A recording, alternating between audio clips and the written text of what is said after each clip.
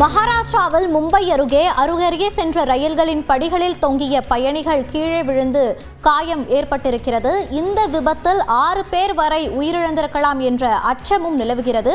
கூடுதல் விவரங்களோடு இணைகிறார் நமது செய்தியாளர் முகிலன். விவரங்கள். மோனிஷா, இன்று சத்ரபதி சிவாஜி மகாராஜ் ரயில்வே நிலையத்தில் இரு ரயில்களில் வந்த பயணிகள் மோதிக்கொண்டன. அதாவது இது எதிர்புறங்களில் 2 ரயில்கள் வருகின்றன.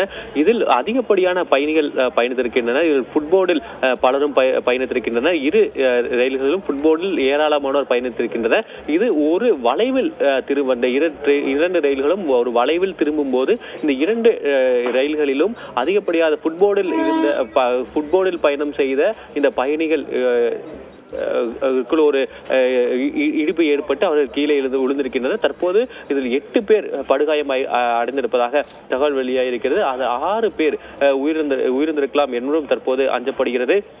இது தொடர்பான அதிகாரிகள் தெரிவிக்கையில் வழக்கமாக 2 ரயில்களுக்கு இடையே குறைந்தது 1.5 to 2 மீட்டர் இடைவெளி இருக்கும் என்றும், ஆனால் வளைவுகளில் அந்த ரயில்கள் திரும்பும் போது அந்த இடைவெளியானது சற்றே குறைவதற்கான வாய்ப்பு இருக்கிறது.